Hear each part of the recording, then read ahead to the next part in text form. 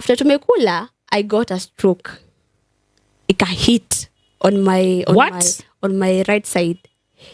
It hit and then nika on one side, like I couldn't move at all. Are you serious? I couldn't move at all.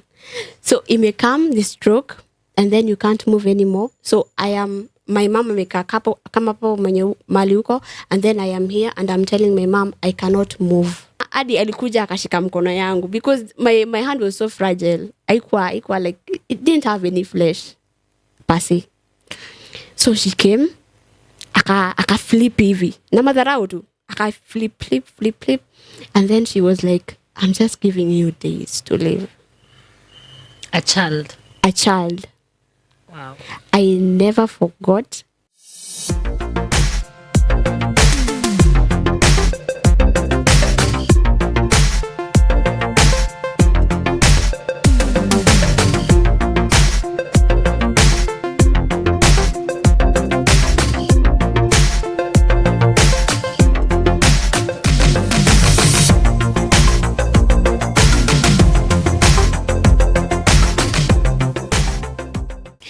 Guys, good morning, good afternoon, good evening, whatever time you're watching this. My name is Wanjiku Cleopatra. I am a young woman living with HIV and a very passionate advocate with regards to breaking stigma surrounding HIV. Guys, welcome back to my YouTube channel. If you're new here, please consider to subscribe. And if you are our returning subscriber, asante sana. We see your love, we see your support. And of course, we are rooting for you and we are hoping that you get better. If you're not okay, we are hoping that you get better. And of course, guys, we're back again with another exciting episode. And I want to remind you that we're having these conversations and we're bringing amazing people and guests in this podcast, because not just to celebrate their lives, but to create a community of understanding, a community of support, and of course, a community of empowerment. But before we begin, allow me to thank the sponsors of this episode, and that is PhonePlus Kenya. Simnaona venye nimevaa PhonePlus Kenya, and to remind you that this is the best and the most legit smartphone and accessories shop in the 254. We have very many services, guys, and hatuuzi simu peke yake. We have accessory, we have content creators. Please, for the love of God, don't make us watch bad videos and bad audios when we have very, very, very nice equipment and very affordable for upcoming content creators and everyone. Remember, tuko na PhonePlus Care, where you can come and get your phone repaired, diagnosis and treatment. Tunapata pale. We have trade-in, where you bring your phone. If you want to upgrade, this is an S23, you want to upgrade to a S26, S25, na hiyo pesa hauwezi shika hiyo pesa pamoja. Unaleta hii as long as haijamaliza 2 years, haijapitisha 2 years, unaongeza tu kitu kidogo and get your phone. Again, we have lipa mdogo for the comrades, hustlers, sisi wenye pesa. Sai pesa kuweka 100,000 jameni. So you come with a little deposit and unaweza, and you finish within 6 months. Unakuja na una save, unachukua simu yako later. And just to remind you that hizo services zote unaweza pata at the click of your phone. In our website, unakuja tu hapo, you ask for the service that you want. If you want this camera, back camera, the phone, unaitisha service. Na tutakuja penye huko, tuchukue simu, tukutengeneze na uletewe. And of course, at PhonePlus Kenya, we have everything that you want. Any smartphone and accessories. And of course, we have extended warranty for all the phones that zenye mnasikianga sijui unaendea warranty Dubai, sijui unaendea wapi. Example, Nothing phone, we have Google Pixel, we have all iPhones. You can always get them there. So please visit us at Bazaar Plaza, PhonePlus Kenya, Mezzanine, Unit 5. And of course, we have PhonePlus Care. Tuko the same building, Bazaar Plaza, 4th floor, D2. Karibuni sana, and it's of course along Moi Avenue. Karibuni sana. And without further ado, allow me to welcome our guest of today. Nilisema Gen Zs, nitakuwa nawaletea tu Gen Zs. Gen Zs. A very young girl who is doing an amazing work out there, and we are here to remind you that we see your work, we see what you're doing, and this channel celebrates everyone who is doing recommendable work for the community, for the people, and tunasemanga service to humanity, service to God. No one is paying you for that, but you're doing this because you're serving God. So karibu sana. Sante. Thank you so much for honoring my invite. Thank you. Feel free, please introduce yourself and let's do this. Okay. Hi guys, my name is Gladys Wachira and I am a sexual reproductive health and rights policy shaper. I'm also a person that conquered HIV by conquering, I mean that I'm dismantling mindsets, identity, and culture. And yeah, I'm an author of my new book, Beyond HIV. And I use my lived experience to really encourage young people to become all that they ought to be in the world, largely. And thank you for having me today. Karibu sa. Hey, that is you sent me your brief and I was like, what a beautiful introduction. I've seen you've done that. That is so nice. Thank you so much. You'll tell us about the book and you'll tell us, are you having a launch? Yeah, Please, definitely. we should come. Yes. Definitely. So you'll tell us about that. Yeah. And before we get there, please, you can tell us, hapa hatuulizangi maswali zitakuja tukimalizia when they come up. But I want you to tell us about your story, share your experiences, and we said, we just don't want to celebrate you, but we are trying to create a community of understanding, a community of support, and a community of empowerment. And we cannot do that without sharing these lived experiences for the viewers, the audience there, to know that these things are there. This is what you're supposed to do. And of course, the mistakes that you've made, that we are trying to tell them, we are young people, you make mistakes, but you can always wake up, raise up, clean up, and show up. Okay. Funguka client. Okay. Thank you. So, let me start where I was born. Yes. Born and raised until now, the time now I'm knowing my status. So I was born and raised in Nakuru, a place known as Lakeview. Like any other normal young child, I grew up in this jovial teacher around. So niki grew up, nilikuwa na audacity fulani. But tutakuja kuongelea baadaye how pain can be introduced in a person's life in a shot that audacity ama that courage mtu anakuwaga nayo. So I was born in Nakuru, raised by my parents. We are four of us. We were four of us, but now we are three. And that is the point now. Nimeenda shule, nimeenda primary. So there was no any sign of there is anything wrong in my body. So everything was normal, because again, HIV can stay in a person's body without being noticed for quite a while. For quite a while. So I grew up like any other normal child, went to school, nothing was showing. And now, ilifika around 8, 9. 8 years. Yeah. That's when I started having these sicknesses.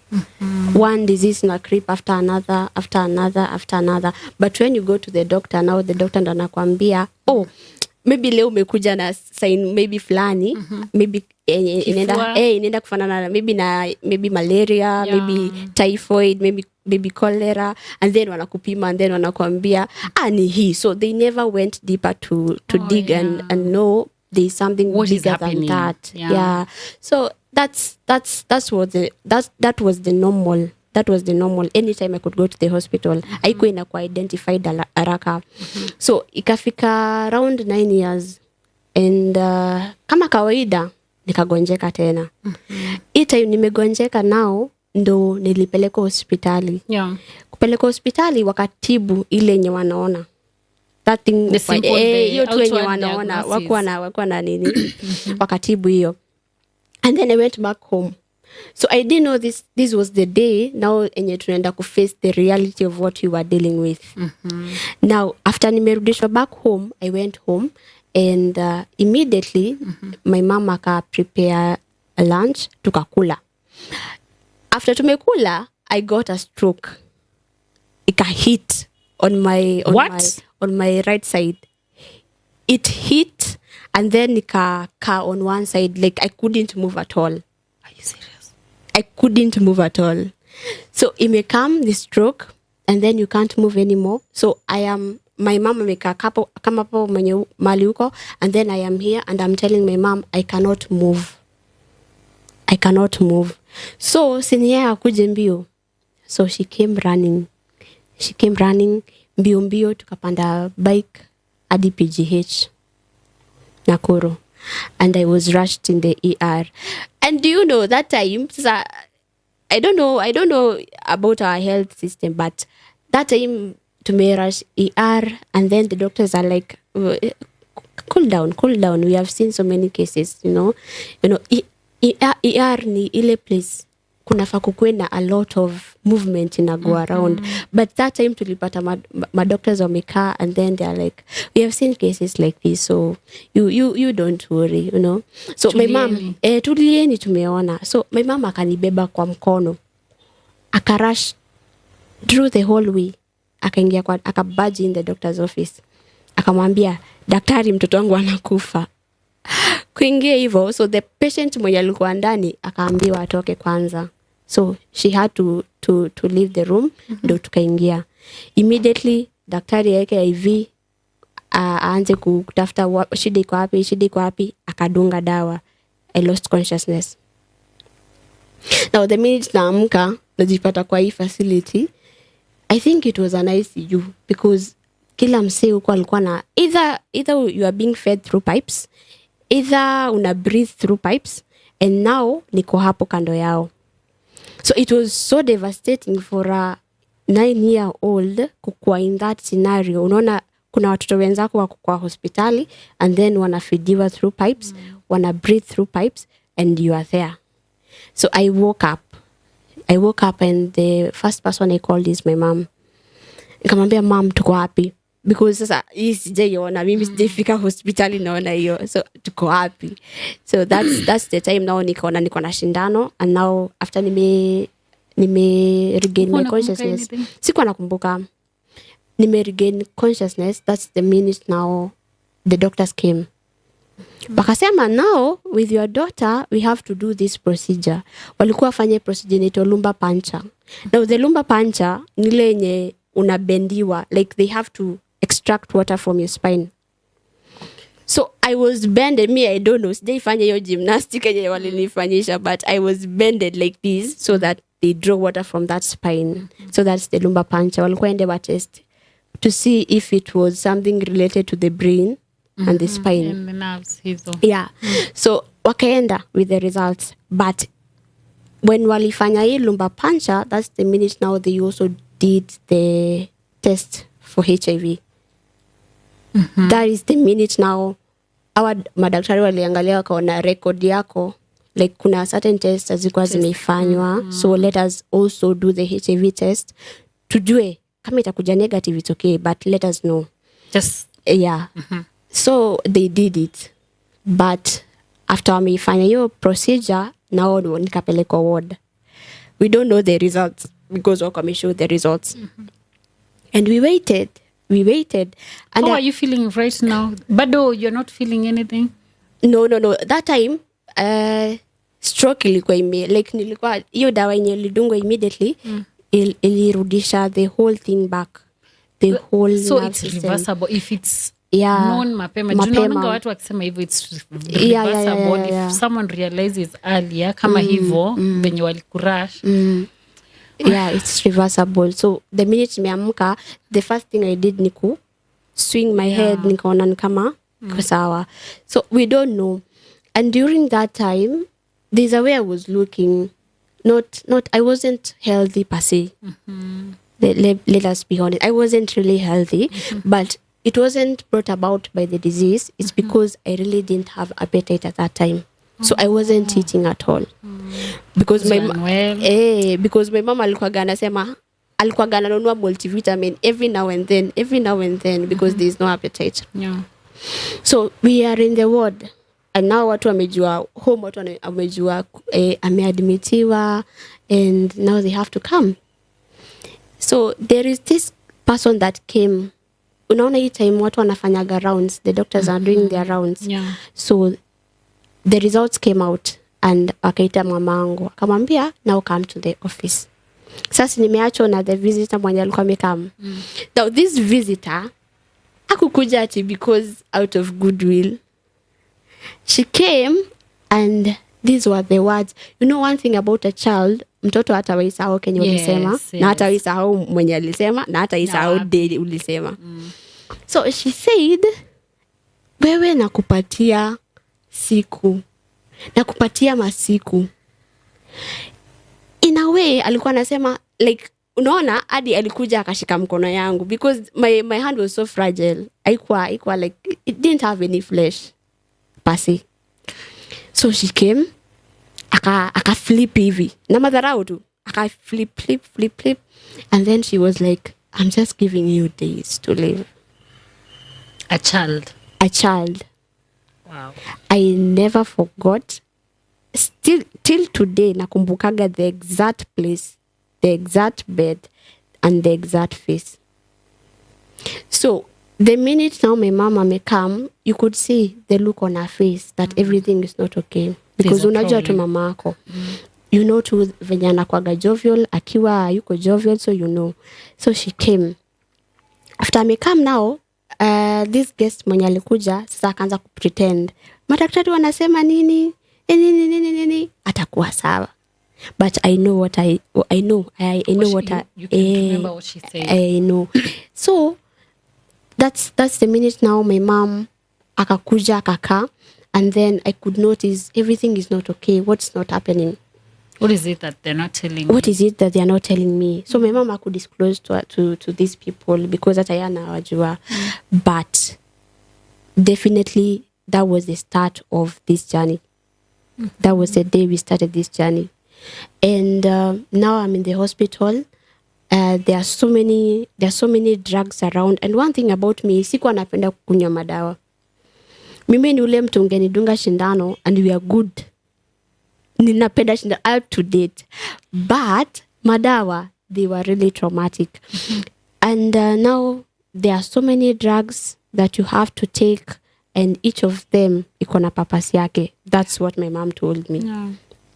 We got discharged and went home.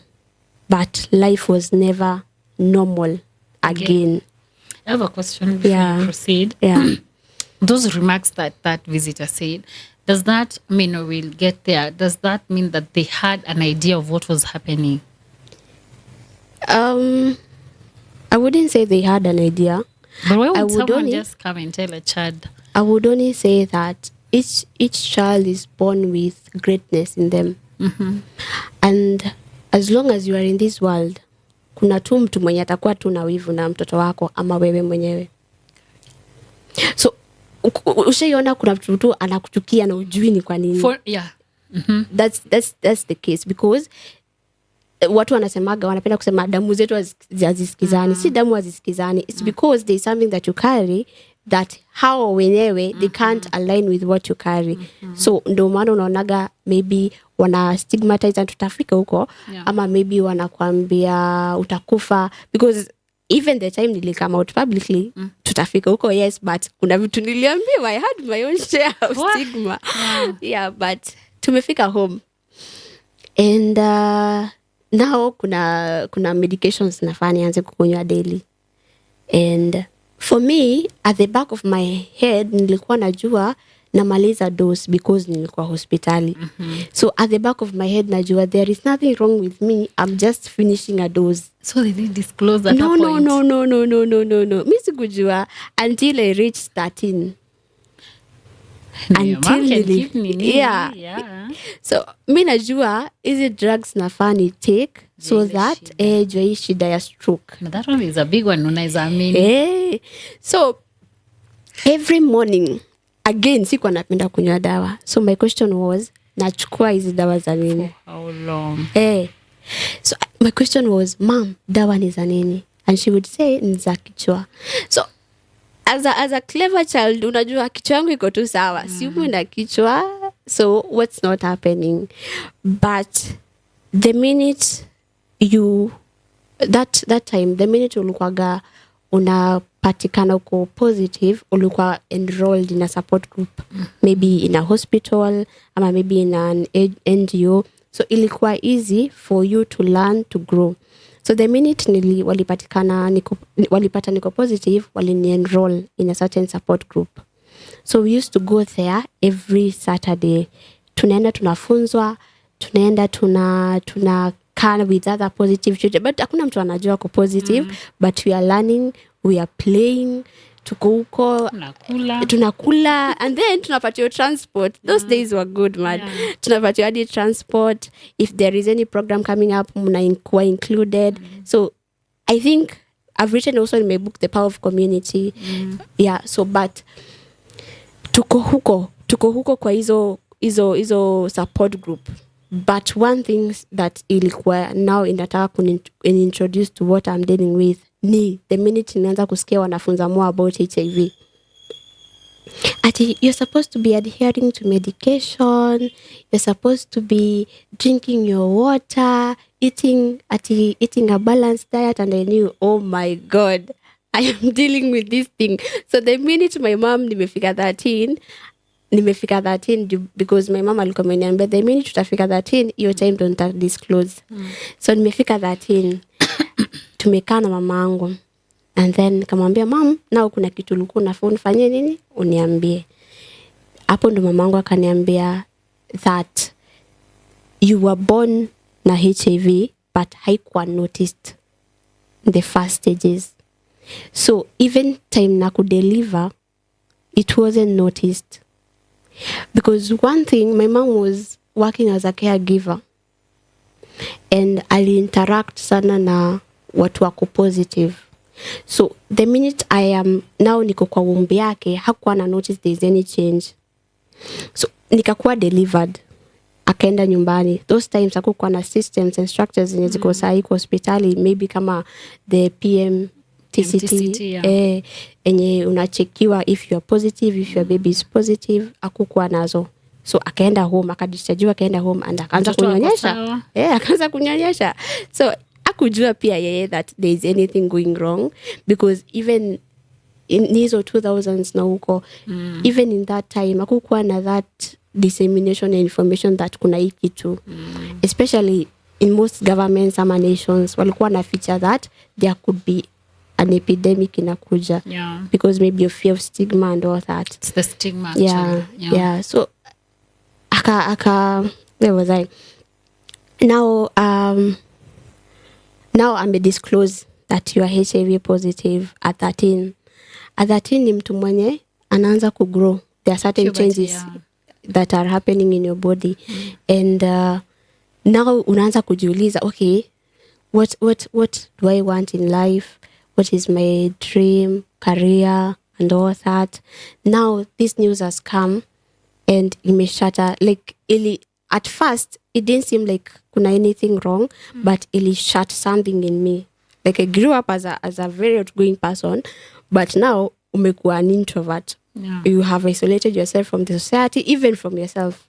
You have isolated yourself from the society, umejisolate from everything, and now you don't want to even speak out, you don't want to do this because of something that is called, let's say the information that was passed ilikuwa wrong back then. Because to grow so up, you've developed self-stigma. To grow up, tulikuwa tunajua HIV is a killer disease.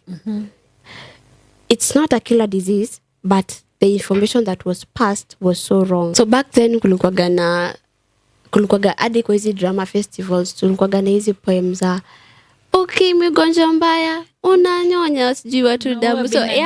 So kulikuwa na hiyo perception kitu kikuja unaenda direct. But it's because hakukuwa na dawa at that time.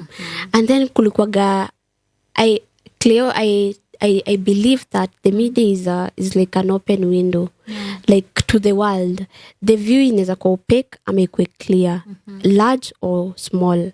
In that, whatever information you pass through, even social media, kwa books and all that, whatever information you pass through, eventually inaenda ku birth a seed.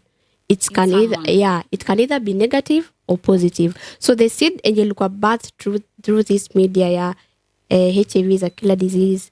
Kwa textbook za shule unaona videos, mliko mnaletewa hizo videos za kulipa 5 bob, mnaletewa hizo 5 bob those videos that watu walikuwa wanakuja ku show in schools. You pay 5 bob, mnaonyesha watu wamekondeana about STIs. I think I wasn't born at that time, but kulikuwa na hizo textbooks ndo zilikuwa zina frighten mtu. Una open unaona kuna mtu amechorwa hapo, like ako on their deathbed, and alafu unaona kumeandikwa RIP. And then you are told at 13 you have this thing, you are like I'm cooked. I'm cooked. Watu wanaaniko nje. You are like I'm cooked. So that was what was going on my head. Like I'm going to die at 13. Hiyo ndio ilikuwa inaenda kwa akili yangu, because the information yenye nimelearn nikisikia ni ati HIV is a killer disease. I didn't know better to do better. So at 13 now I started attending counseling because naambia mama mimi hizi madawa by the way hapana, because anajua pia mimi sipendi dawa. So I'm like, ai mama hapana, madawa hapana. So nikaanza ku attend counseling day in day out. In the same facility? Yeah, in the same not the PGH now, but I was now referred to another sub-county hospital around our area. All right. And nikaanza ku attend counseling. But this time there's a lot that is going in my head because kumbuka nikiwa mtoto nilikuwa nataka kuwa vitu mingi. So ile mindset yenye watu wako nayo ni ati ukiwa na hii you cannot achieve it, but you can. So the minute ime click kwa mind, iku click kwanza at first that it's HIV. The minute it click, I was like, now I cannot go to school. If I want to be employed now, I cannot be employed because kama ni hiyo career nataka, maybe seme journalism and all that, I cannot be employed in that area because number one, nitakuwa nikiattend clinics. Number two, there will be a lot of miscommunication between you and your boss. So nilikuwa naona like kuna a lot of limitations during that time. But ilifika to a point now I am in a state of depression because the stigma nilikuwa na experience was not outside at first. Was not outside. Yes, ule mama alisema Kenya alisema, but haiku get into my heart. Ama sikuelewa at an early age ni hii amesema. But now the stigma yenye nilikuwa na experience ni yangu. Self stigma. That you cannot do this, you cannot become this, and you are not enough, you are not even beautiful, you are not this, you are not that. This is the end. This is the end. What do? I tried to commit suicide 7 times. All of them failed. No way. 7 times. At first, nilijua because tulikuwa tunafunzwa, if you don't take your medications, the virus are going to, like it's going to overwhelm your immune system, and then you are going to find opportunistic infections, and then opportunistic infections ikisha come, the overwhelm mwili yako, you're cooked. So nilikuwa najua the first method I'm going to try ni hii ya kuacha dawa. So I tried it. Ikachana nazo for quite a while. Siku zikunywa. Kasema mimi nimechoka. So my mom was very cautious because alikuwa anajua huyu nisipomwangalia ni hivyo. So nilikuwa gana fanya hivi. Si ulikuwa na go to bottles. So nilikuwa gana chukua najifanya nimetake naeka kwa mfuko naenda natupa. For quite a while. And during that time nakumbuka nilikuwa na best yangu fulani tulikuwa tuna attend support group. Huyo best yangu one day, now the previous week tulikuwa na support group together. And because walikuwa ganishi somewhere close to us, so we used to walk together to that support group. Tukaenda, and now this following week nilifika, I couldn't see him again. Nikaenda kwao, and I went to the brother nikamuuliza, na Eric ako wapi? The brother kaniambia Eric ako ushago, alienda ushago. So me, I knew ameenda ushago maybe ku relax or anything. I didn't know he was sick. I didn't know that alikuwa amedifa from his drugs and now he got sick. So ameenda ushago. So hiyo ndo message brother yake aliniambia. So few days now after now tumepatana na brother yake tukakaa few days. Tukapatana na sister yake kwa shop. No, because sister yake ni joka, akaniambia, nikamuuliza na Eric kwa aje, anaendelea aje na kwa wapi? Akaniambia kwa ushago. Akaniambia Eric alipass. Ukusikia? What? Because mimi najua sister yake ni joka, so mimi nikajua huyu ananijokia tu. Si serious. So immediately hata sikununua yake nilikuwa nanunua kwa duka, nikaenda home kwao. And the first thing niliona tu ni hema, and I was like, I'm cooked. Niliona hema and I'm like, niliona hema, mguu ilisha nguvu, nilikuwa natetemeka all over. Nikaenda kwa bro yake nikamwambia, Eric ako wapi? Ati ukusikia Eric alipass. I'm telling you, that thing broke me terribly. It broke me until nilikuwa nafika point and I'm like, do I want to go kama Eric because of deferring from these drugs? It broke me to a point nilisema mimi Mungu hapana, sitaki kifo sasa, usinichukue sai, because these are people wenye mume grow up pamoja, you've interacted. You know one thing about these support groups, mlikuwa mnaenda and you share a lot of things and it remains in that circle. So you've known these people and now they are no more. Like, you know, kuna ile kifo inakuhitigi, unasikiaga and then inakuhit now kwako and you're like, by the way people die. So I was told, so I went and inquire, by the way, nini ilituma? Because Eric was okay. What made him go? Akaniambia, because of the stigma alikuwa na experience and the discrimination, I don't know from school or where, but alikuwa ananiambia the stigma alikuwa na experience, hiyo ndio ilikuwa inatuma anakataa kuchukua dawa every day. So brother yake ananiambia hivi, and I'm seeing the story, nasikia Kenya anasema hiyo ndio kenye mimi nafanya. And I'm like, oh my God. So ananiambia the same way alikataa kuchukua dawa, that's the same way now the immunity system ilikuwa overwhelmed. And you know those people from, I don't know, let me not talk about that because there's a trend the whole week. But there is a way they do their things, and now wanapeleka mtu ushago akishaona like kuna venye unaenda kupass, kuna venye wanaweza kupeleka ushago. Yeah, so that made me change my mind.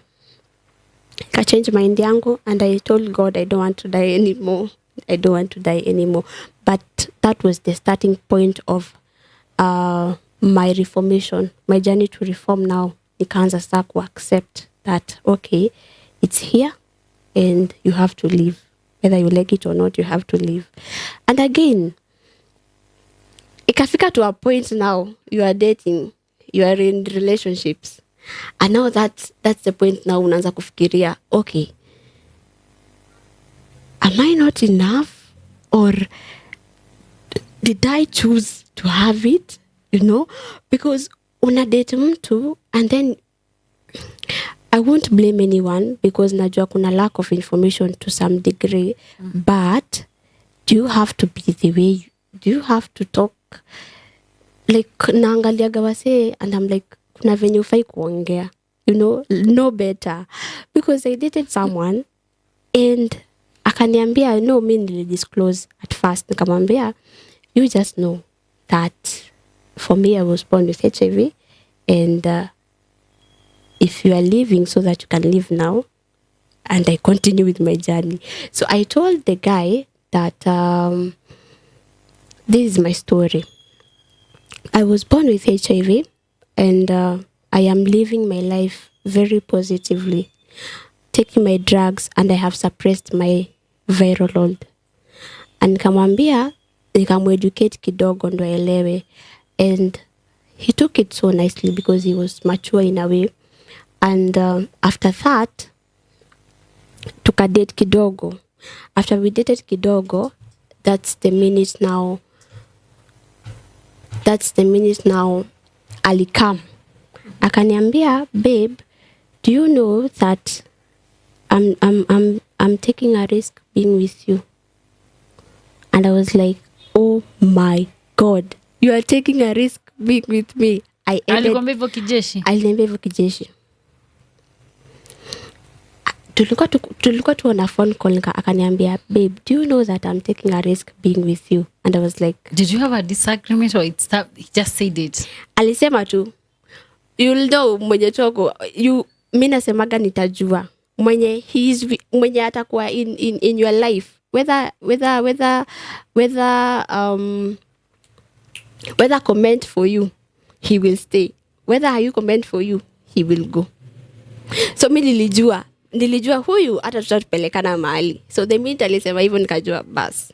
Was it way after you disclosed ama? No, tulikuwa tumeka kidogo. Tulikuwa tumeka and he was okay. He was okay with it. So akaniambia, babe, do you know I'm taking a risk being with you? Okay. And I was like, nika hang up kwanza. Nikalia kidogo and then I called him back and I was like, I think we should call it off. We call it off. Because I don't want to be a risk in your life. You know? Nikameducate kidogo nikamwambia, if someone has suppressed the virus, they cannot be a risk to you. And that time we were not having any sexual activities going on. We are just dating, we are getting to know each other. So how am I going to be a risk to you? Okay. So nikameducate because yet again, you need lack of information. They are just scared. So nikamwambia, if someone has suppressed their viruses, there is no way they can be a risk to you. And no one, hakuna mtu mwenye anapataga HIV because they wanted it. Some of them situations too ziliwapata. So I told the guy that, and ako like, and the minute nimaliza nikamwambia, may you succeed in every way, and let us meet at the top. Because definitely I knew without a doubt that someday God is going to lift me up. Someday God is going to elevate me and elevate my voice. So nikamwambia, let's meet at the top. Wow. And that is now what again will prompt to commit another suicide. Like I told you, Lily commit almost 6 suicides without all of them failed. So the second one, date this guy. And then heal. Naji convince heal ndani yangu, but I'm like, will I ever get married someday? Ama will I ever find love someday? So naji comfort in a way, but also kuna vitu zina happen and unaona, okay, to face reality, but what is not happening. So that is what also prompted me to commit suicide again the second time. At this time, nilikuwa home peke yangu, and kulikuwaga na, what is this drug? Sikumbuki vizuri, but there was a drug around and yenye could take within an instant. And there was no one around. And you know, my family knows that that is a strong girl. She can't do anything. Because outside najionyesha niko strong, but deep down ndani, I'm dying.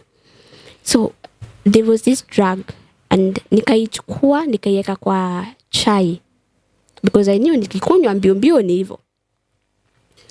And I nikaiweka kwa kikombe. Kuiweka kwa kikombe, nikafunga mlango na choki everywhere. Nikafunga ndio mtu asiingie interrupt session. Nikafunga. Kufunga, nikaeka dawa kwa kikombe. And then when I was about to take the drug, something happened. Chai ikamwagika yote. I don't know ni panya ilipita, nikaona ndo hii, but nikashtuka, and then nika freak out, ikamwagika yote. Kasema again naenda kuweka. Nikaeka. The minute nilieka dawa now the second time, nikasikia a knock on the door. Nikasikia mama yangu akiingia, akibisha kwa mlango. Akaniambia, umeyafungua mlango. Nini unafanya? Umeyafungua.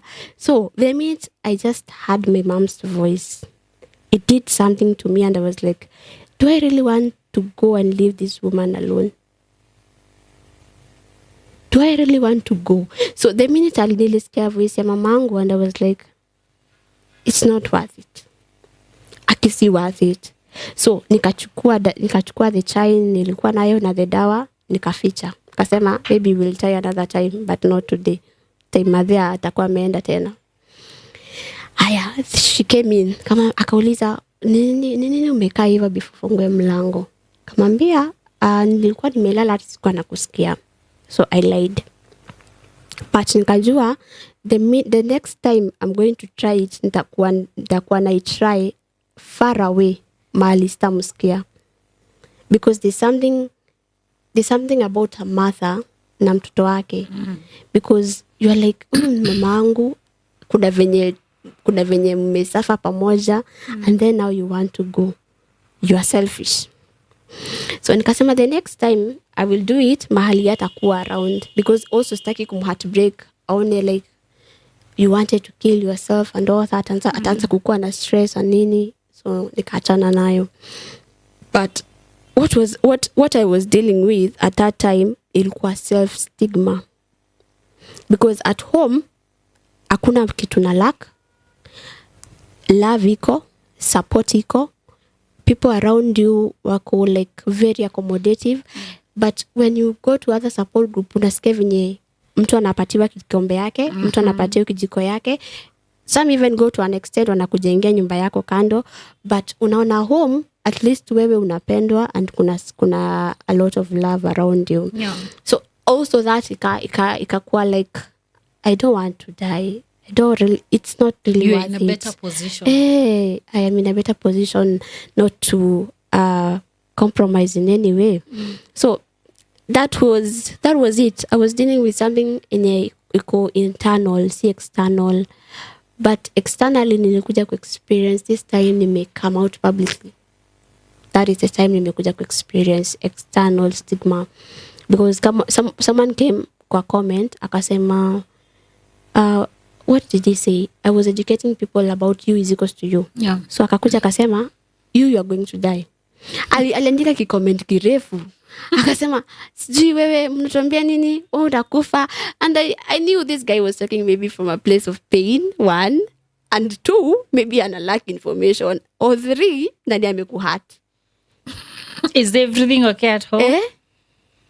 What? Ati wewe utakufa tu.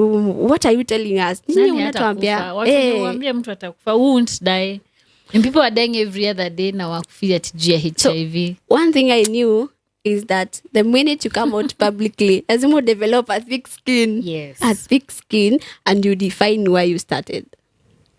Because if you started maybe for the likes are good, the followers are good, because you inafanya your story inakuwa elevated and other people are being helped. But the minute you utafika to a point and now you cannot define why you started for other people, because you know each story inakuwaga voice to another generation or to other generations, to encourage, maybe to inspire hope, maybe to show people their identity and mindset. So the minute utadiscover your why imeondoka, hapo umeondokea purpose. So I nikakaa hivi nikasema, why did I start sharing the story? I started because of other people. I started because of that girl mwenye anataka commit suicide. The minute atasikia story yangu, ataachana na suicide, because atajua, okay, there is a template neza angalia ni huyu. Unaona? So the minute nika understand, why did I start? Isi kitu ya kunifanya una go into depression, but you find most people wenye wanaanza wanapata, unafika to a point and then unasema hapana, mimi niachane nayo, because uko develop a thick skin to know that social media, it's a good place, but it needs people who are develop your thick skin. Yeah, this cannot get into my heart, because najua mbona nilianza. No. So yeah, stigma iko, and that's not only the first stigma that I experienced, or the second or the third. Another stigma, I dated a guy again. I think I've been in 3 serious relationship. Serious. I dated another guy. How serious is serious? Serious is oh my God, the way I define serious right now is not the way I used to define that time. Okay. Serious ni ile, unaona ile time sasa nimeingia kwa hii relationship. The serious was huyo mtu akupeleke home kwao. Yeah. So that was my serious that back then. But the serious was maybe anajua mali anaenda, and then the minute amekupeleka kwao, he knows what he wants. And another serious thing was, yeah, I think hizo mbili ndo nilikuwa naangalia during that time. But now I know better to do better. Squeeze wanapeleka na kuacha the following. Ni ukweli. So right now I know better. Yeah. But so I dated the guy. So hii ndio inakuwa one of the most interesting relationship that I've ever been into, because I don't know, but let me share. So I dated the guy. So I'm dating this guy, and I don't know that he knows about my status. I really didn't know that he knew about the status, and who told him? Who had that authority to share my story? So we dated for quite a while. after nimemaliza form 4 is when now this guy saw me. So ni pursue immediately, aligoja nimalize high school. The minute nimemaliza high school ndio akakam. Akaambia actually hata kukuja kwangu, alienda kwa mamangu because they were close. They were close with my mom because alikuwa anaishi nearby. Alikuwa gana shop nearby our home, so they knew each other. Akaenda kwa mamangu akamwambia mama wa Moyo, because back then wanajua wa Moyo. Mama Moyo, nimeona msichana wako and I would want the permission to date your child. So for me najua this guy kuna venye ana develop feelings for me, but sasa ataki he likes me, but sasa anataka kuimake, I don't know, akayaje look aje, but sasa alienda kwa my mom directly. So for me I knew, oh my god, this guy is so amazing. Anaenda di kwa parents wangu. Anaenda di kwa parents wangu, mom. Yeah. Anaenda di kwa maparo, anawaambia me want to date your girl and all that. So mamangu hakuwa na shida because alikuwa anampenda. Hakuwa na shida because alikuwa anapenda the guy. So like he loved the guy as a son, you know. So tukaendelea na dating process and all that, but tulidate I think for around 6 months, and akanipeleka kwao to see the mom. Akanambia twende tu tuseme hi to our parents, to my parents. So we went and tukapata mamake, and then the next visit tukaenda tukapata babake, the brothers and all that. So me I knew this is it. Kama si hii hakuna ingine. So I knew this is it. It must be it. So we dated actually for a while, and now nikaona okay, this guy kuna venye tunaendanisha, and I know it's time. He now knows the truth. Tukafika around March. That was around 2021 now. Around March. Nikaenda kwa counselor wangu in that sub-county hospital. Nikamwambia, the adherence counselor now. Nikamwambia, there is a guy I'm dating and the way things are moving, nataka muongeleshe. So the guy anaitwa nimesahau jina yake, but akasema okay, the next time utakuja clinic kuja na yeye. So mimi all this while sikuwa naona easy red flags. I was just ignoring because the first instant nikamwambia kuna mali nataka tuende day fulani, so jipange mapema tutaenda pamoja. So si day imefika, mimi nikatoka na nikaenda clinic as usual, process ya dawa kwa daktari nini nikamaliziwa. So tukabaki na huyu adherence counselor, nikamwambia anakuja.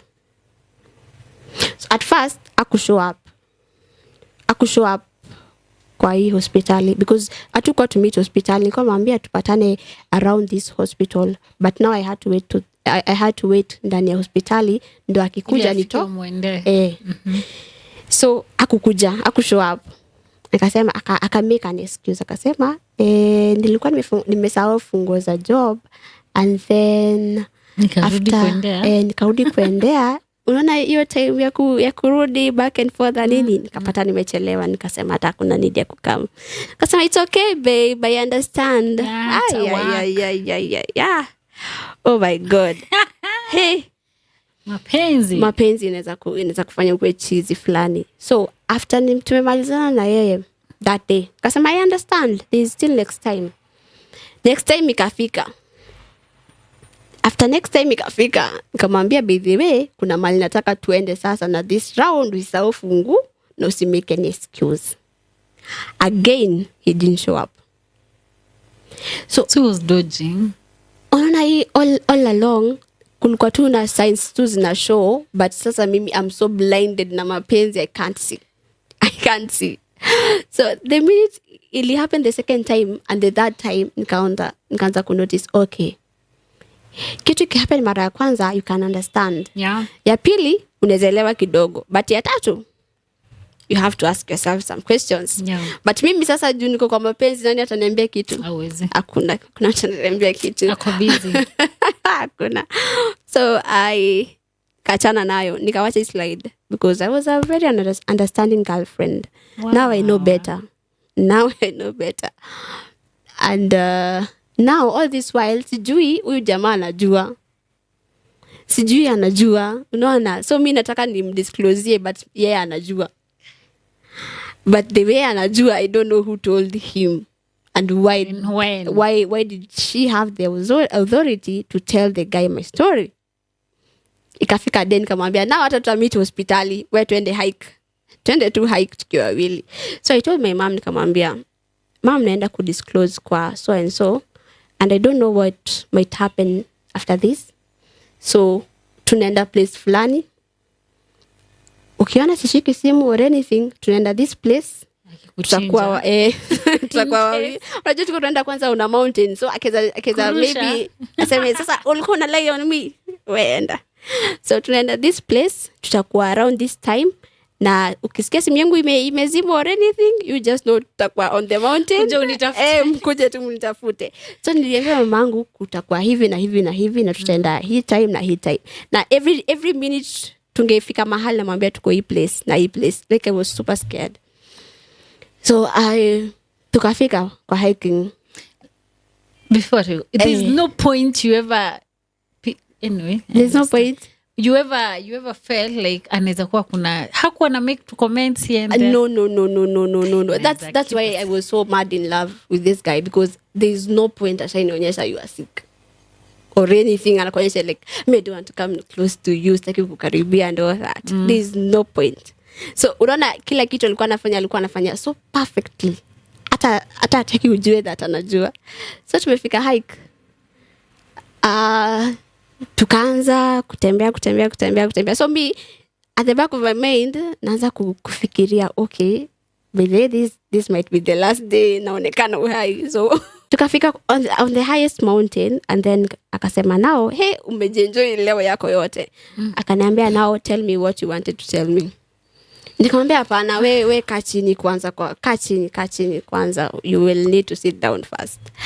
Akakaa chini. Nikamwambia uko sawa, kunywa maji kwanza. So hizi activities zote namfanyia, sijui huyu mtu ashajua already. So I'm like, okay, anaweza sikia hiyo news a faint ama or anything. So akakaa. Nikamwambia nika-explain every single detail. And then akaniangalia kwa macho, akaniambia acha nikwambie kitu, na usijam, usifreak out or anything. Unaona hiyo kitu yote ulikuwa unaniambia? Nilikuwa najua. I was like, ulikuwa unajua aje and how? Like unaona the minute alisema nilikuwa najua, I broke down again in tears. And I'm like, all this while ulikuwa unajua, and nani alikuwa na hiyo authority kukuambia kuhusu my secret? Like you know, some people wanafikiriaga like kudisclose ama kuambia ule mtu ako na HIV like ni kitu ya like it's fun. It's not fun because you are taking an authority ya mtu mwingine without my consent. So akaniambia nilikuwa najua. Nikamwambia who told you? Mimi hata sijajam. Nani alikwambia? Na nilikuwa nimejam for real. Naambia nani alikwambia? By the sijajam, hata sitafanya anything.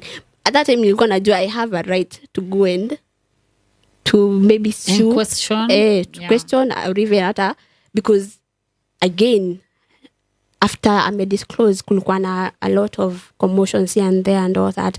So nilikuwa najua I have the right to pursue this person, na nimwambie the information na spread across is not okay and I can sue you, but tutafika hapo. So akaniambia nilikuwa najua and all that. Nikamwambia who told you? Akaniambia so and so. And you know this person mwenye alimwambia, we just live like ni hapa na ni hapa. Like tunaishi ni neighbors. So anytime unapita, unawapita kwa duka yake, unapita maybe mahali anafanya kazi.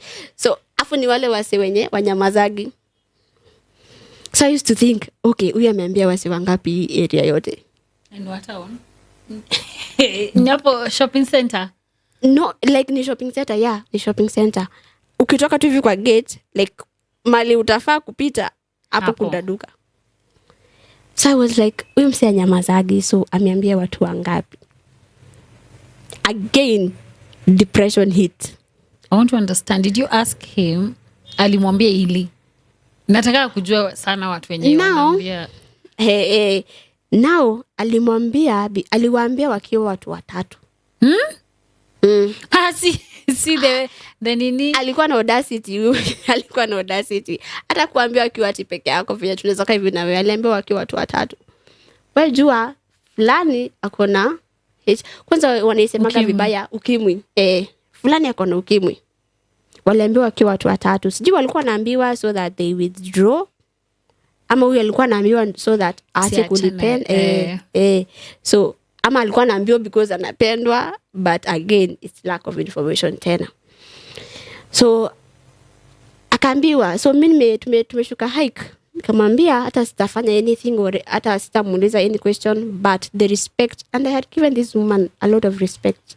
Kama but the respect nilikuwa nimempatia Meisha hapo. So what was happening around ni ati ilikuwa imefika to a point hadi wanaanza ku pinpoint. Unaona, ukipita wanasema huyo dem huyo. Ni karembo yes but kakona hiyo.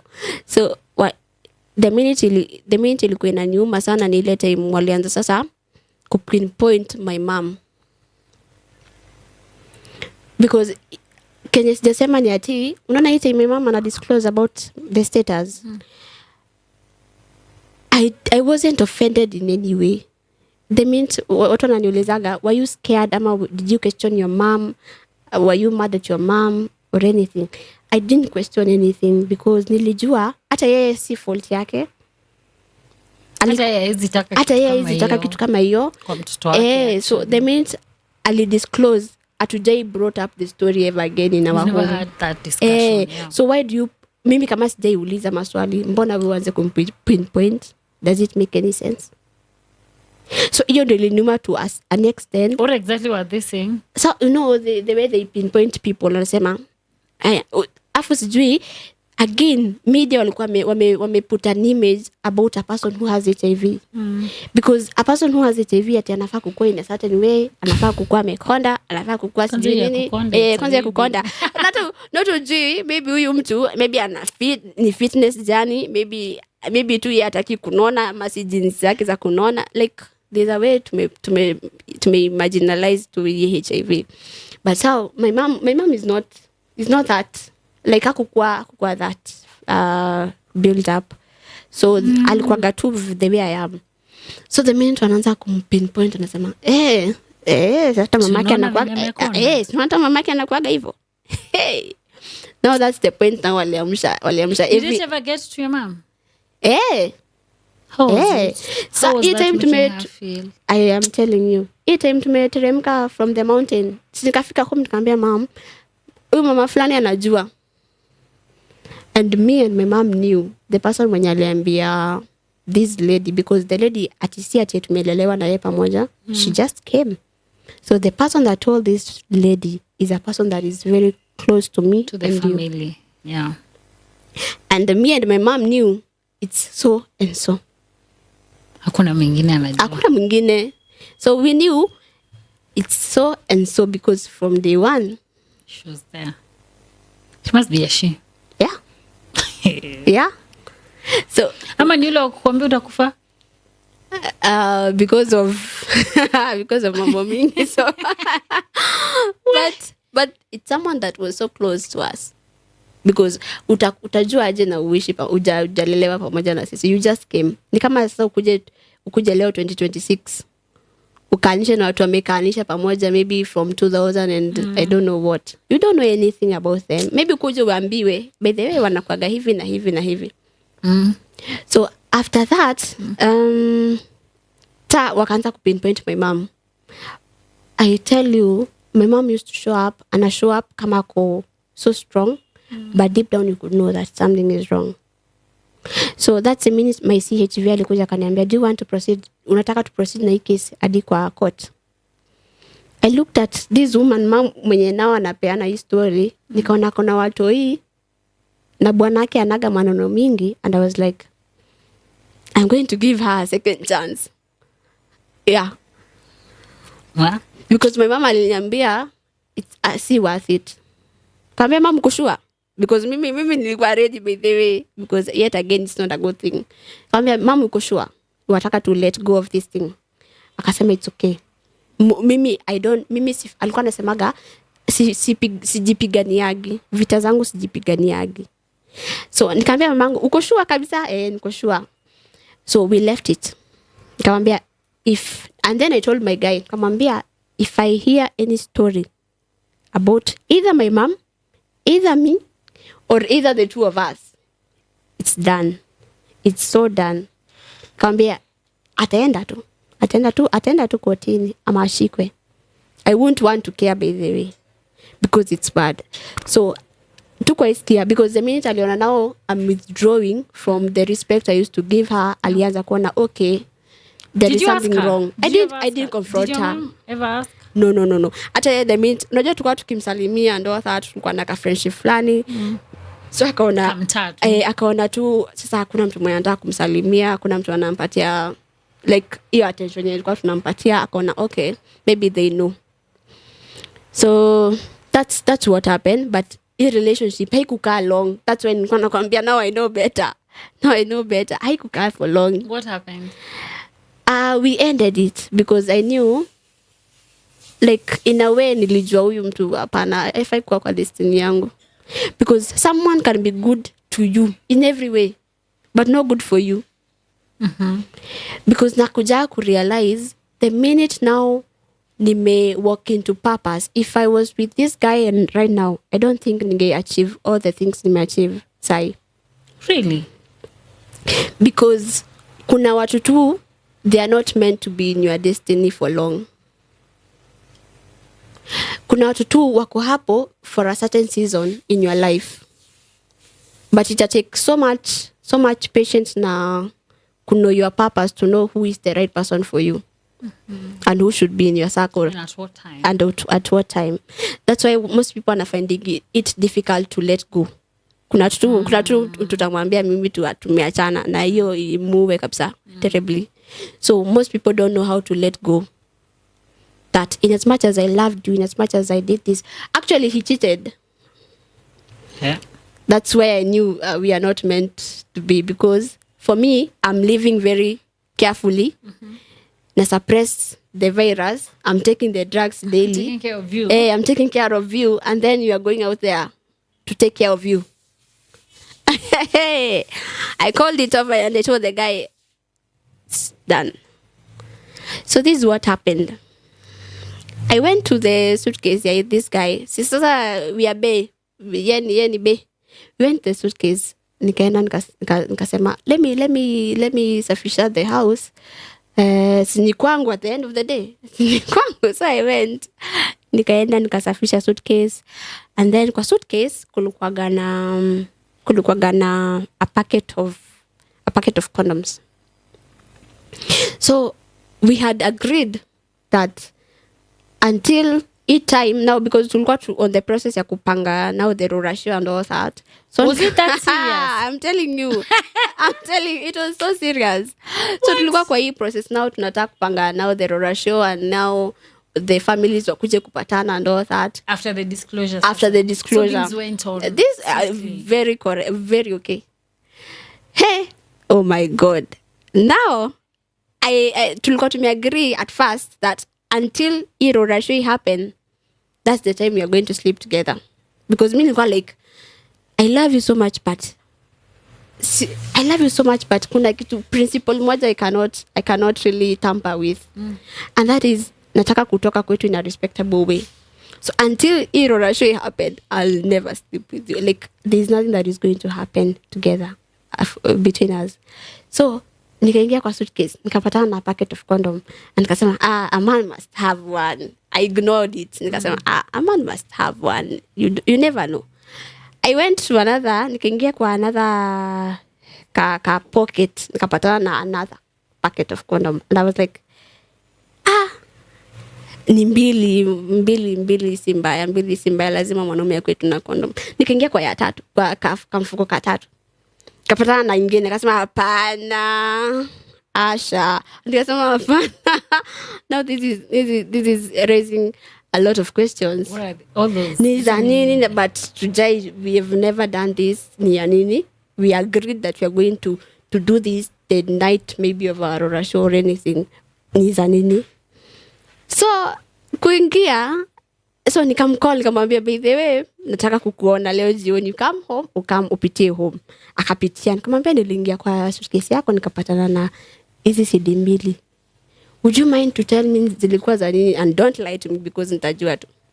Akaniambia the time nilikuwa naenda, so there's a place alikuwa naenda, there's a time nilikuwa naenda to this place, and now I went and met this girl, and now the condom now, like he explained everything because mwambia usiponiambia nitajua. Akaniambia now the condoms were because the time nilikuwa naenda na apply, because alikuwa na apply vitu fulani za kwenda nje. The time nilikuwa naenda ku apply, that's the time now tulikuwa tuna engage na this girl, and nikamwambia, and then ungekuja jioni uniambie, uniangalie kwa macho uniambie unanipenda. And I was like, how stupid was I? But I wasn't stupid. I was mad in love without using my brains. No. So akaniambia, I used to go to this girl, and we enjoy ourselves, and unaona hii time like I was, let me tell you, jameni, right now nimalizia marafiki. right now I know better. Looking back, how do you... Looking back, I'm glad it ended. For real. The minute it ended, ilikuwa like load na kuondokea. Like, because I'm glad it ended, because the way nimekwambia, the things nimeachieve right now, see the things ningeachieve nikiwa na huyu jamaa. Because yet, yes, we were so mad in love. Yes, we had our plans and all that, za kuoana and all that. But looking back, alikuwa akistudy. He was a lesson in my life. Ni learn that in as much as kuna vitu zingine umejekea as principles, again, love is not just like hizi vitu zenye tunasema right now in our generation. Sijui lazima kwe hivi, lazima kwe hivi, lazima kwe hivi. You need to define what you want in your life. Yeah. Because the man mwenye utaingia na yeye ata define the next, maybe the rest of your life, not ata the next, the rest of your life. Yeah. He can either break you, he can either make you. So choose what you want in your life. Again, for yourself. Again, kitu nililearn also ni ati do not ignore the red flags. Ya kwanza ikishow up, you, at least maybe you can give room. Ya pili, do not ignore any red flag. And that is what most people are doing. Because nili ignore a lot nikisemaga I'm an understanding girlfriend. But I don't regret being with this guy because he was meant to be in my destiny. Nona hata the most heartbreaking things ziko tu kwa hiyo line yako ya kukua unakuwa made to build you. Unajengwa. So he was also a part of this journey. So I don't regret anything, but I know better to do better right now. Yeah. Wow. I know better to do better. Yeah. So I wanted to ask, when did you come out public about your status? It was in 2025. Last year How has around it been? Jan. Oh, it's a year plus.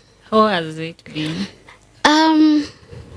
It is super amazing because it's been 1.5 years since I started sharing my story, and it's been 1.5 years since nianze ku come out publicly. Yeah. And imekuwa na immense impact because nimekuwa na hiyo privilege ya work in various health facilities kama peer educator and adherence counselor. So imekuwa na immense impact on teenagers and young people when it comes to matters adhering to their antiretroviral therapy, hence contributing to high viral load suppression. So nimekuwa na interaction na so many young people na nimeona the impact of one story can make. Yeah. Because each story and each voice has an audience. Kila story uko nayo iko na audience fulani, and it's until uanze kuongelea, that's the minute even healing emotionally starts. Because right now, as Gladys, there's no comment, or even a relationship that right now to enter into a relationship, I know better, but there's no comment that inaweza ingia to my heart. Why? Because na define why I started, because I didn't start because of me, I started because of others. Yeah. And what has it done for yourself as a person? One, Alone the impact that you're creating, because we still have people who are trying to impact, not even try, who are impacting, but deep down themselves, they're not okay. What has it done to you? Because probably unaweza kuwa wewe unatusaidia huku nje, but wewe mwenyewe you're not okay. Has it made you live more positively? Of course, it has some negatives with it, but what has it done for you as a person? a lot. Speaking up and sharing my story has done a lot. Because number one, I've grown. I'm not the Gladys you knew. Maybe people knew me 2024, 2025.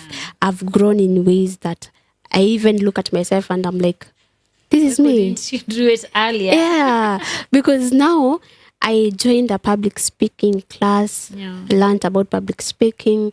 God akaingia huko ndani aka-open another door, so many doors. So I can say that I've grown so much. Again, like I said, we will never know the impact our stories would make unless we start sharing them. So there's an impact your story can make, but it's until you identify maybe, or rather you know your identity and know that the disease cannot define me, cannot define the future. That is the minute now utaanza ku enroll in courses. Nowadays there are so many things online that you can do. You can learn. You learn, because back then I had the fear that I will never achieve all these things, but now I'm doing them. So inakuonyesha that there is no limitation. You can live positively. You can achieve everything that ulikuwa umedesire. So the minute you identify that you are positive, it's not the end of life. You can still work out your life. Na lazima life iendelee, lazima u become that person God wanted you to be. Nothing changes. So that is what I realized. And apart from the growth, the knowledge and information that I've gotten, I've also interact with a lot of people who are going through maybe similar situations, or rather other health conditions that ziko chronic. You realize that you are not the only one that is going through things.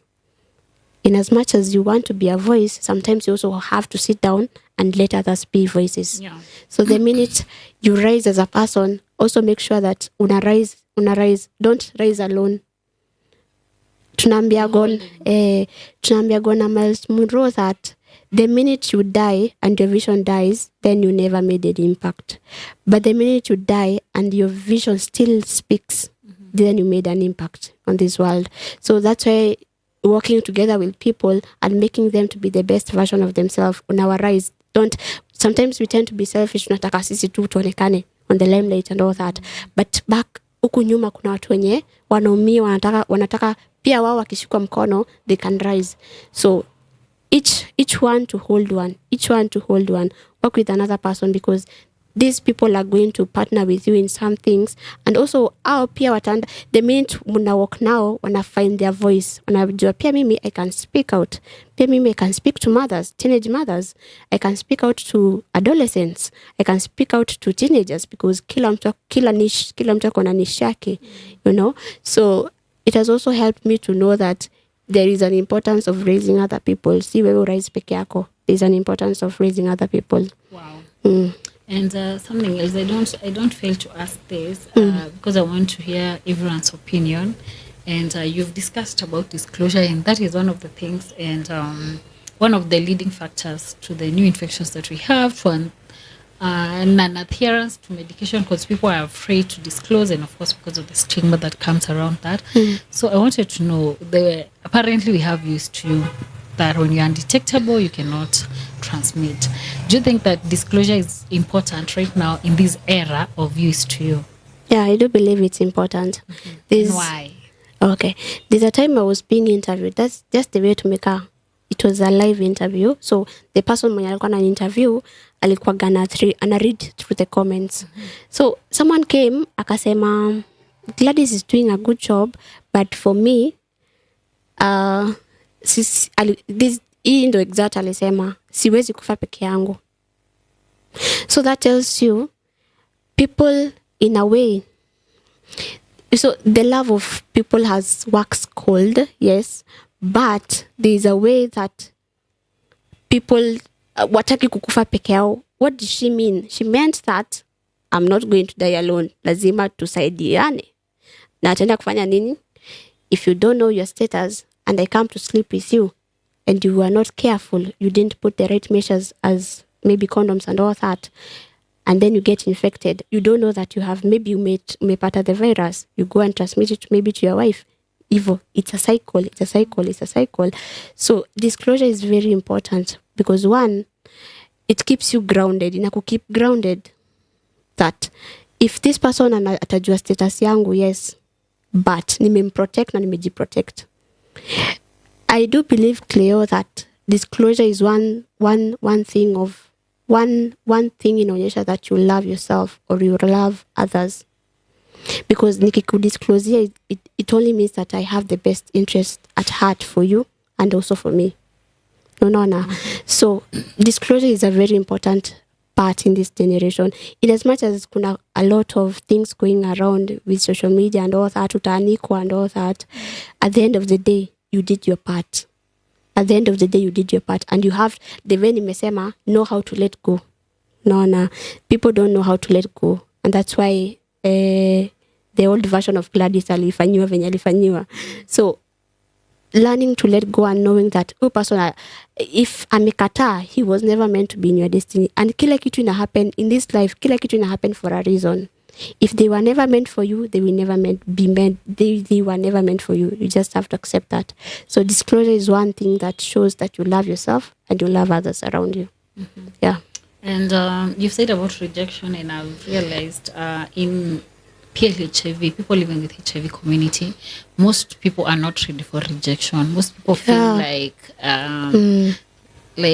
mbona unanikataa, mbona unanikataa and all that, but they fail to understand that everyone has have a right to decide whether they want to be with. And it's good that you've explained that most of these things start with yourself. The moment you love yourself, you'll not feel like it's very offensive in someone. When you will open that room that it's either mtu akukubali ama akukatae. Hata wewe ungekuwa hapo ungekubali. So sijui kwa nini tunapanga na hizo tu nini hivyo. And the last one I would want to ask it, you know about your status. The disclosure happened at 13 years, which I feel it's a very good age because I equally knew about my status when I was 13 years. And I would want to know, as a young girl who is aspiring to be a mother, do you think that, because most of these things that were happening then, it's because we didn't have any education then. You ilikuwa tu hizi za kuambiwa sijui nini. But do you think that, kuguzia. Yes, ya kuguzia, you don't know that you as a young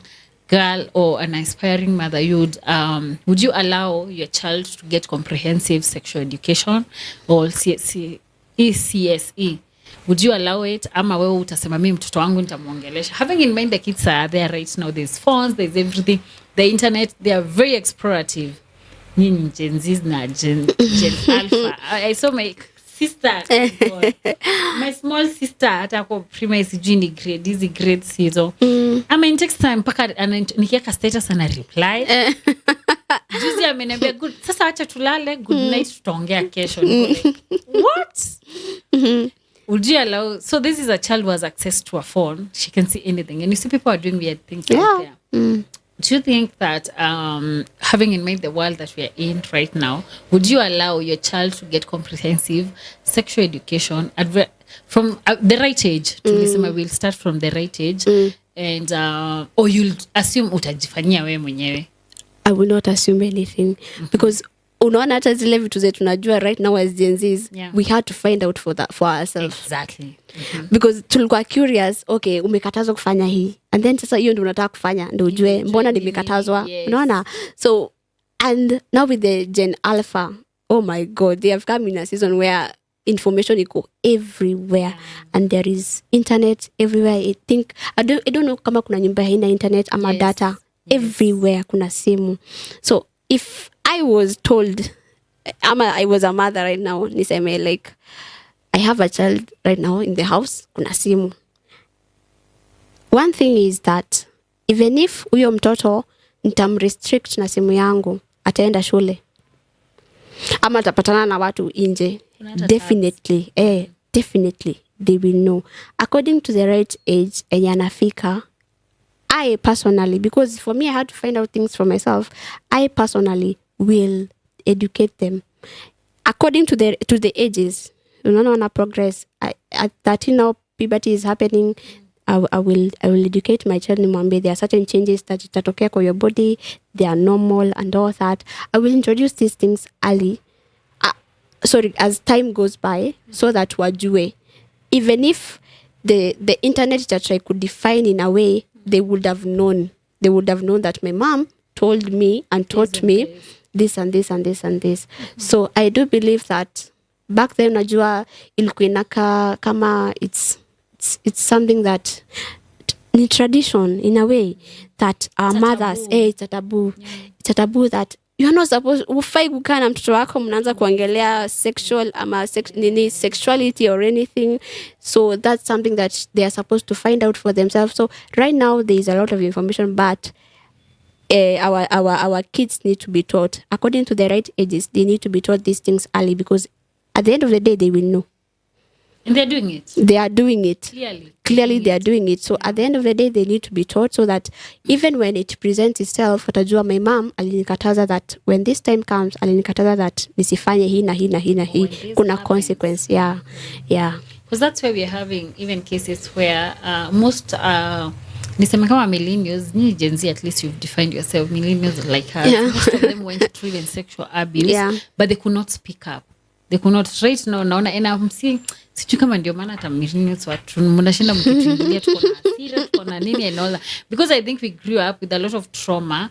And I felt so bad yesterday night. I was watching on Instagram and I found some lady from Nigeria trying to say how her own mother took her virginity, and it's because she assumed alikuwa anassume she's sleeping around, so ati anamwangalia, anamweka vitu and all that. You can imagine. So I feel it's very important right now, because these kids are very explorative. Ataenda na atajionea vitu huko na atajaribu, and that is even one of the main reasons that we still have a lot of problems with adolescents and young people with regards to appearance.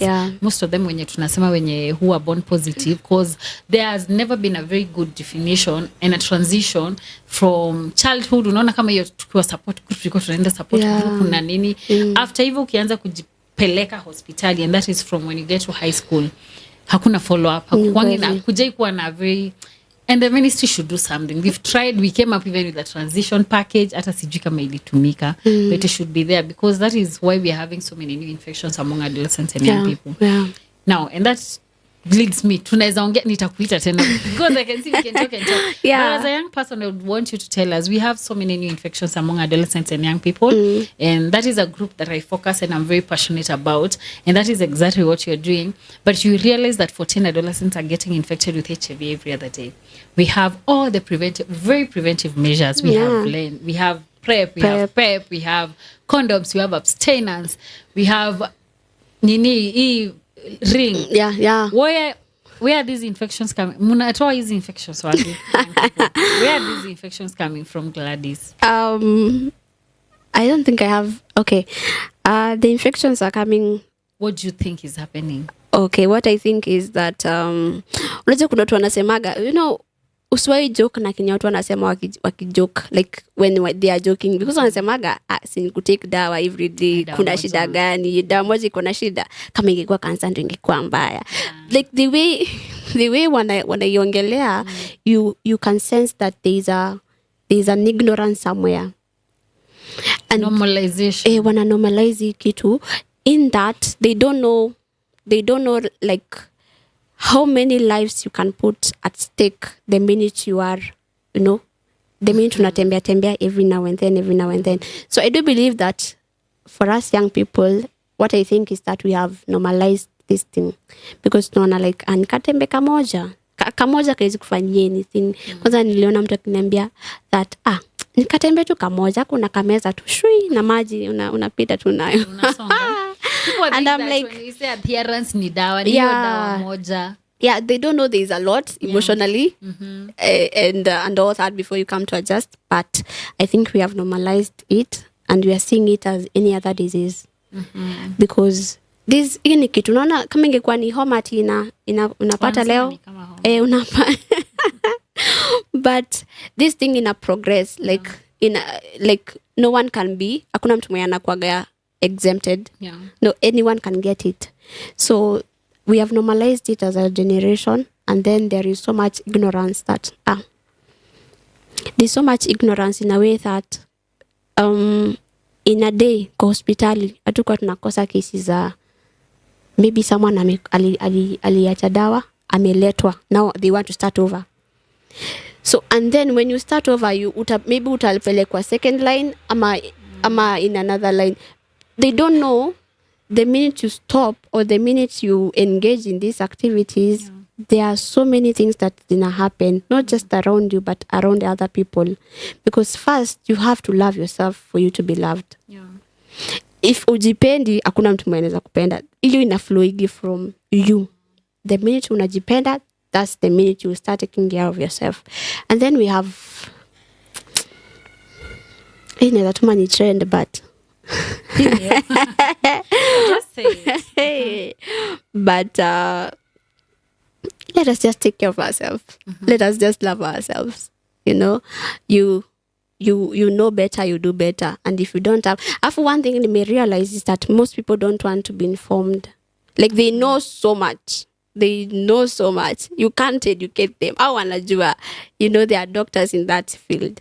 So you can't educate them. Learn. When maybe Cleo or other advocates wanna come online, learn as much as possible. Get to know, get to interact. Because mi naonaga the comments zenye zinaekago kwa TikTok yako. I'm like, oh my God, if these people knew. So learn as much as you can, because again, when una learn, unajua zile narratives zenye tuwa tumepewa kitambo, they are continues to advance every other day. Zinakuwa wrong information. So learn as much as possible, because there are so many people who know a lot. They are doctors in that field. So you can't tell them anything. Wanasema, mi najua. So it's very unfortunate. And that is the wrong information that we all got. And this is why we are trying to create this community where people understand. We are breaking all those myths and misconceptions that we equally grew up knowing. And as we conclude, I want you to speak to someone. You've told us about the struggle, and people want to believe that adherence or taking medication, it's just that one tablet and all that. But I believe that through these stories that we're sharing, people can clearly see that it's not a kawaida thing. It's not something that you wake up and you do. And I want equally for you to speak about your book. Tell us how we can get it. We want to support you. And we want to come and you ufanye launch. Lazima. And I want you to speak to someone who is almost giving up. You said you've tried committing suicide for 7 times. And we still have people who fail up to this point. Who do that and it succeeds. Succeed kwa sababu ameenda ametestiwa, amepata ako positive, and they feel that ni mwisho. Hii imeisha imefika mwisho. I want you to speak to that person. And here we always say that it's not always about disease. People are going through a lot. Watu wana mental health issues, vitu mingi sana, unemployment, people are going through a lot. So when you're speaking to them, you're not just speaking from a point of disease or health. We're speaking to them because we want everyone not to give up. So talk to someone, to any young person, even tulisema hii channel when ni Gen Z, but pia sisi ukituongelesha tunaweza kusikiza. And tell us about the book and the launch if you've planned. We will definitely come, and of course I will definitely invite you again to continue this conversation. Thank you. So to every young person that is out there, you may not be going through a health issue. Maybe it's something that see health in a relate na health. First of all, I'd want you to know that personally, I love you, because there are people who have never been told they are loved. So personally, and in this show, we love you genuinely. One thing I've learned while working with people is to love them genuinely for who they are. They may not be having a mob or anything, but just love people genuinely. So we love you, and you mean a lot in this generation. You mean a lot in this generation. And one thing I'd want to encourage you is that it's not over until God says it is. There's still more for you. There's still more for you to possess, to become, to explore. So suicide is not the only option. There is a community, even in this platform, there is a lot of communities that people can talk. People are available to talk to you. People are available to listen to you.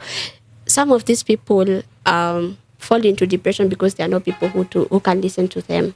So there are people who are ready to listen to you.